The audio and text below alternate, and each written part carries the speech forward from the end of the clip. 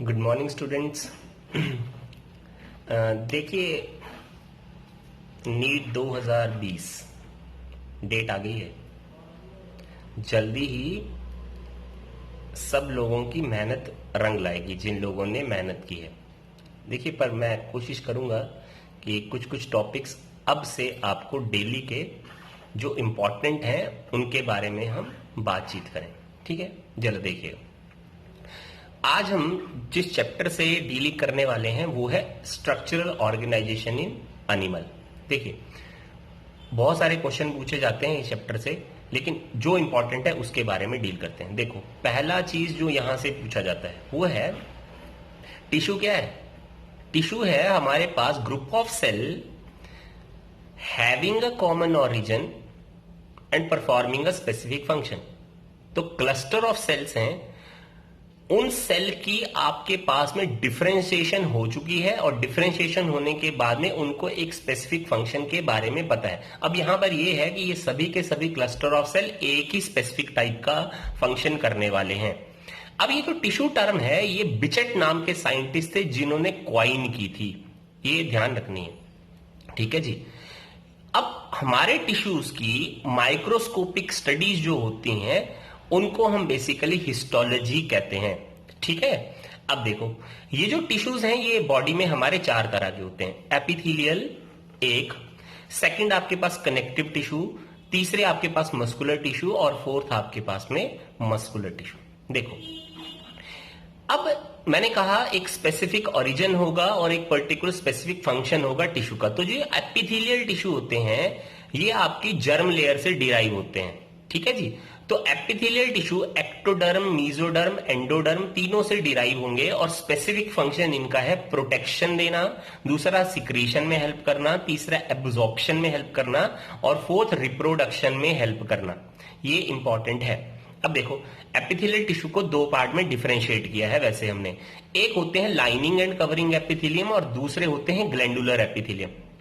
अब जरा ध्यान दीजिएगा, लाइनिंग एंड कवरिंग एपिथेलियम में हमारे पास सिंपल एपिथेलियम आती है एक, और दूसरी स्ट्रेटिफाइड एपिथेलियम आती है, और तीसरी हमारे पास स्पेशलाइज्ड जिसको सेंसरी एपिथेलियम कहते हैं। ठीक है। देखो, मैं सारों के बारे में नहीं बता रहा, मैं अब ये बताने की कोशिश करूंगा लाइनिंग एंड कवरिंग एपिथेलियम में आपको क्या चीज याद रखनी है जहां से क्वेश्चन पूछा जा रहा है। देखो, तो लाइनिंग एंड कवरिंग एपिथेलियम में पहले सिंपल एपिथेलियम में हमारे पास सिंपल स्क्वेमस एपिथेलियम आती है। अब स्क्वेमस टाइप के जो सेल होते हैं वो स्पिंडल शेप्ड के होते हैं। जैसे स्मूथ मसल में आपने स्पिंडल शेप या फ्यूजीफॉर्म तरह के सेल देखे होंगे जिनका टेपरिंग एंड होता है। मीन भाई, आप मान लीजिए क्यूबॉइडल सेल लें, क्यूब ले लें, उसको खींच दीजिए, दोनों एंड से खींच दीजिए, तो दोनों एंड कैसे हो जाएंगे? पतले पतले, बिल्कुल पॉइंटेड एंड हो जाएंगे, और बीच में आपके पास में मोटापा ऐसे आएगा और धीरे धीरे करके पतला हो जाएगा। सेल ऐसे है। ठीक है जी। बीच में सेंट्रली प्लेस्ड न्यूक्लियस है आपके पास। अब उससे देखो हुआ क्या, सेल बहुत पतला है, लेयर बहुत पतली है। ठीक है। अब होता क्या है, ये जो सेल होंगे ये एक बेसमेंट मेम्ब्रेन के ऊपर अलाइन करते हैं। तो बेसमेंट मेम्ब्रेन पर क्या चिपका हुआ है? आपके पास में सेलुलर कंपोनेंट चिपका हुआ है, और सेल की शेप कैसी है? स्क्वेमस टाइप की। अब बेसमेंट मेम्ब्रेन नॉन सेलुलर होती है, उसमें कोई सेल नहीं होते हैं, वो अजीवित लेयर है, नॉन लिविंग होती है। लेकिन जो लेयर की थिकनेस है वो बहुत पतली हो गई, इसीलिए वो बेसिकली किस चीज में हेल्प कर सकती है? एक्सचेंज ऑफ गैसेज में भी, ट्रांसपोर्ट के अंदर भी, फिल्ट्रेशन के अंदर भी। इसीलिए आपसे क्वेश्चन पूछा जाए सिंपल स्क्वेमस एपिथेलियम कहां कहां होती है, तो देखो एक्सचेंज ऑफ गैसेस कहां हुआ? एल्वियोलाई के अंदर, तो वहां पर आपसे क्वेश्चन पूछा जाता है। दूसरा, फिल्ट्रेशन कहां पर हो रही है? तो फिल्ट्रेशन होती है बोमेन कैप्सूल की इंटरनल लाइनिंग से, वहां पर भी आपके पास सिंपल स्क्वेमस एपिथेलियम आएगी। इंपॉर्टेंट है जी। तीसरा, loop of Henle, loop of Henle में भी आपके पास सिंपल स्क्वेमस एपिथेलियम होती है, तभी वाटर के मॉलिक्यूल की रीएब्जॉर्प्शन हो सकती है, अदरवाइज नहीं होगी। तो ये इंपॉर्टेंट है जहां जहां से क्वेश्चन पूछी जा रही है। इसके अलावा आपने देखा होगा कि ब्लड वेसल जो है, जब वहां पर किसी जगह पर क्लॉटिंग हो जाती है ब्लड की, तो ब्लड वेसल जो है उसका डायमीटर बढ़ जाता है। क्यों बढ़ रहा है जी? जो आपकी एंडोथीलियम, ब्लड वेसल की सबसे इंटरनल लाइनिंग होती है, उसको हम बेसिकली एंडोथीलियम कहते हैं। तो एंडोथीलियम जो होती है उसकी जो पर्टिकुलर एपिथेलियम है वो भी कौन सी होती है? सिंपल स्क्वेमस एपिथेलियम होती है। अब देखो जी, फायदा हो गया जिससे फायदा क्या होगा, वेसोडाइलेशन कर सकती है। वेसोडाइलेशन का मतलब ब्लड वेसल का डायमीटर बढ़ सकता है, एल्वियोलाई में प्रेजेंट है, एक्सचेंज में हेल्प कर सकती है, फिल्ट्रेशन में हेल्प करने में हेल्प कर रही है तो वुमेन कैप्सूल में प्रेजेंट है, रीएब्जॉर्प्शन में हेल्प कर रही है तो आपके लूप ऑफ हेनले में प्रेजेंट है।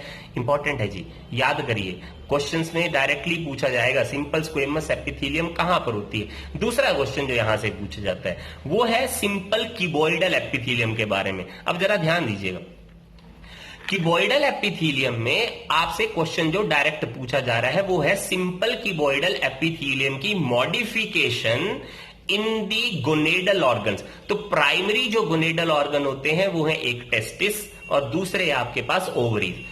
तो ओवरी और टेस्टिस, तो टेस्टिस के इनसाइड में जो सेमिनिफरस ट्यूब्यूल है उसकी जो लाइनिंग होती है उसको हम जर्मिनल एपिथेलियम कहते हैं, और ओवरी की जो आपके पास में आउटर लाइनिंग होती है उसको भी हम बेसिकली जर्मिनल एपिथेलियम कहते हैं। तो इन जर्मिनल एपिथेलियम को क्या कहा जाता है, these are the modified cuboidal epithelium. इसीलिए आपके एपिथेलियल जो टिश्यूज होते हैं उनका एक फंक्शन रिप्रोडक्शन में हेल्प करना भी है। कैसे, क्योंकि आपके एपिथेलियल टिश्यू में लाइनिंग एंड कवरिंग एपिथेलियम में क्यूबॉइडल एपिथेलियम आती है और उसी क्यूबॉइडल एपिथेलियम की मॉडिफिकेशन को हम जर्मिनल एपिथेलियम कहते हैं, और वही जर्मिनल एपिथेलियम आपके प्राइमरी गोनेडल ऑर्गन्स के अंदर पाई जाती है। और उस पर्टिकुलर जर्मिनल एपिथेलियम के अंदर प्राइमोर्डियल जर्म सेल होते हैं, सबने पढ़ा होगा प्राइमरी जर्म सेल होते हैं, which is undergoing spermatogenesis and undergoing oogenesis in order to form the sperms and ovum।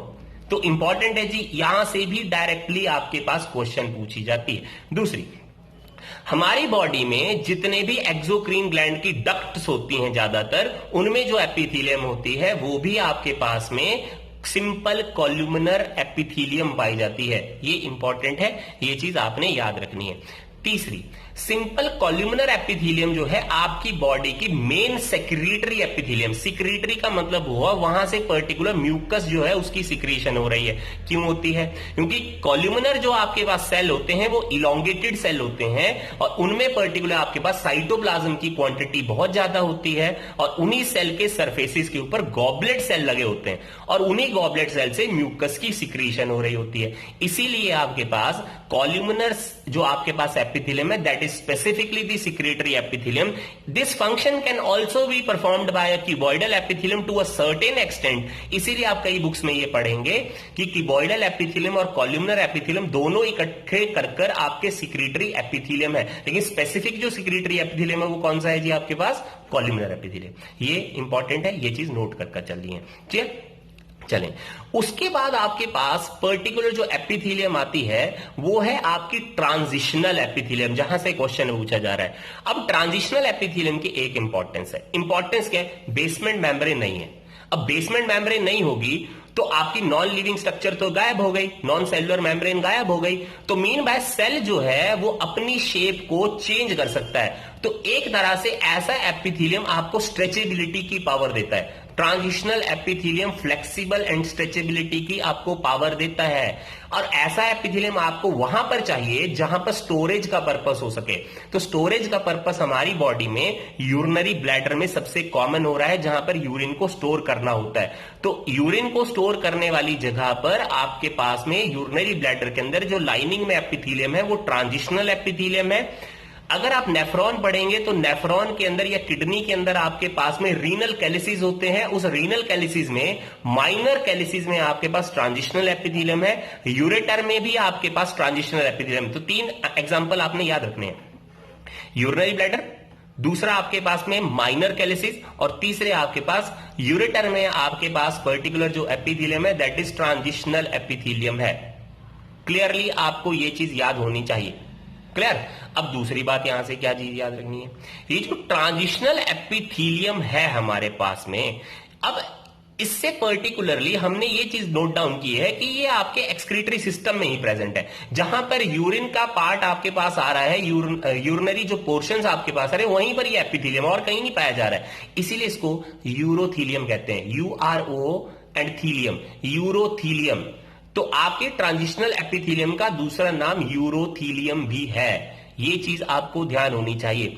आज के लिए हम इतनी ही चीज डील करेंगे, मैं धीरे धीरे कर कुछ इंपॉर्टेंट और आपको बताता चलूंगा।